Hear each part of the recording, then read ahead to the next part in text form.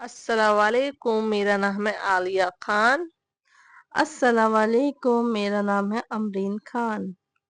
آج ہم بتانے جا رہے ہیں اپنے نبی آدم علیہ السلام کا واقعہ، جو دنیا میں سب سے پہلے نبی تھے۔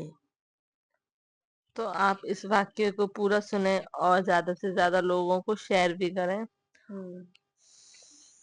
حضرت آدم علیہ السلام کی کہانی قرآن اور اسلام اور اتہاس کے انوسار بہت ہی امپورٹنٹ ہے۔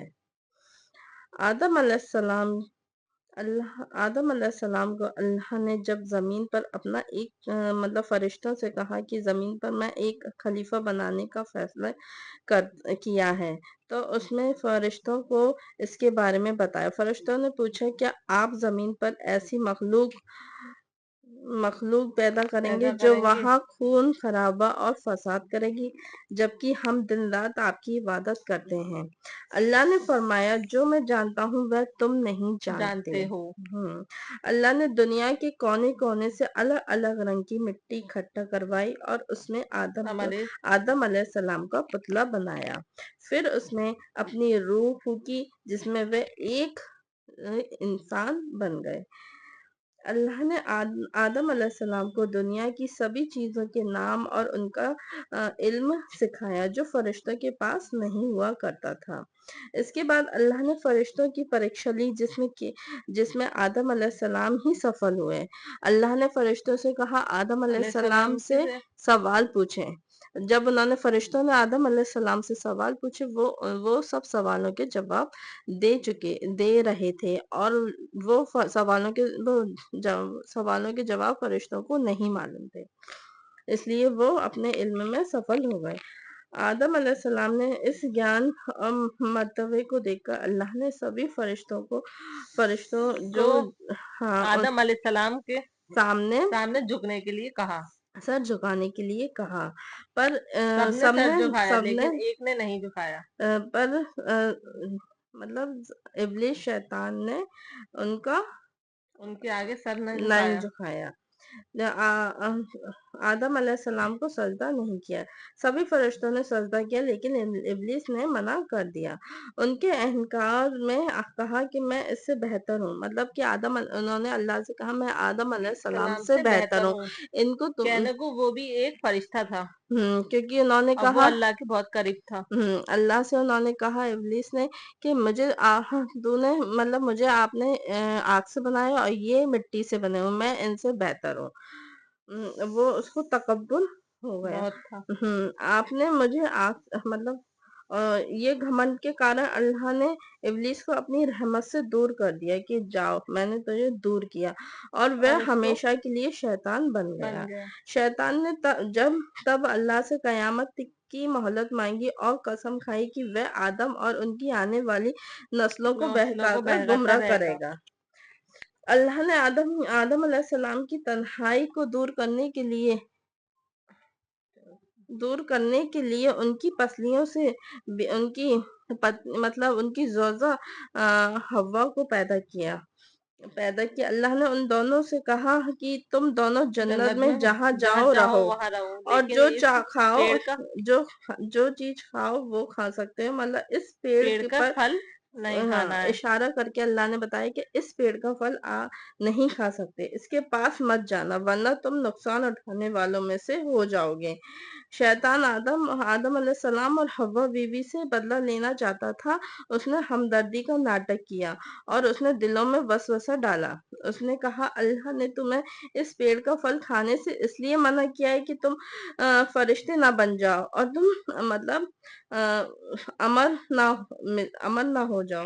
شیطان کی جھوٹی قسموں اور بہکاوے میں آ کر آدم علیہ السلام نے اور حوا بیوی نے وہ بھول ہو گئی اور انہوں نے اس پیڑ کا پھل چکھ لیا۔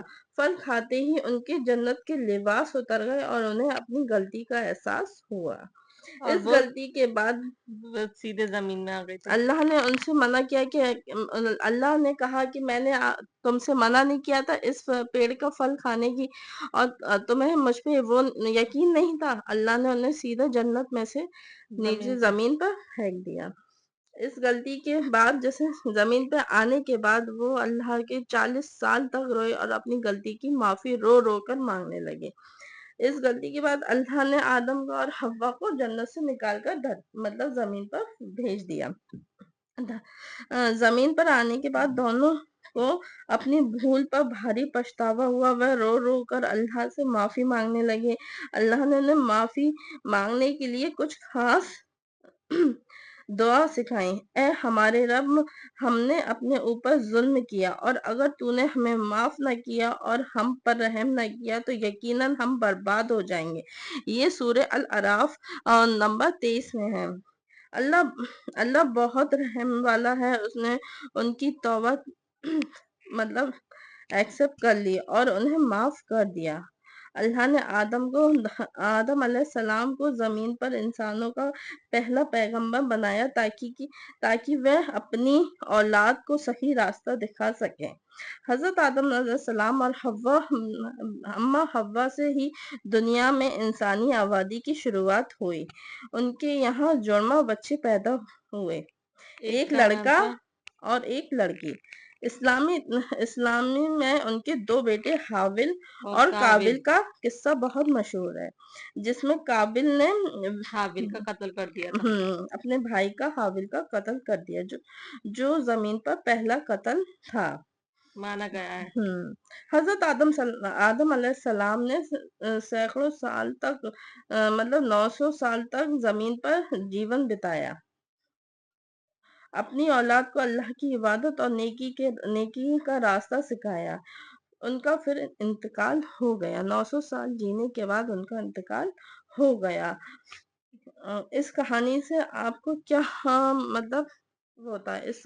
اس سے ہمیں یہ حاصل ہوتا ہے کہ اسلام میں اللہ پاک ہم سچی توبہ کریں تو اللہ ہمیں معاف کر دیتا ہے، اور شیطان کو اتنا تکبر تھا، نہ تو اس نے اللہ سے معافی مانگی اور اللہ کو ہی گنہگار کی تو نے مجھے بنایا ہے اور تو نے ہی مجھے یہ علم سکھایا ہے، اور اللہ سے ہی کہنے لگی، اس لیے اللہ نے انہیں اپنے سے دور کر دیا۔ اس لیے اللہ سے ہمیشہ سچی توبہ کرنی چاہیے۔ اللہ تو بہت رحم والا ہے، رحم دل والا ہے، وہ تو ہمیشہ سب کو معاف کر دیتا ہے۔ ہماری ویڈیو آپ کو اچھی لگتی ہے تو کمنٹس میں اللہ ضرور لکھیے گا، اور کچھ اس میں میرے بولنے میں یا کچھ بھی غلطی ہوئی ہے تو میں مطلب معافی مانگتی ہوں، تو اور آپ بتائیے کہ کمنٹس میں کہ کچھ غلطی ہے تو ہمیں بتائیے، جس سے ہم بھی کچھ سیکھیں۔ اور خوش رہیے، آباد رہیے، دعا میں یاد رکھیے گا۔ اللہ حافظ۔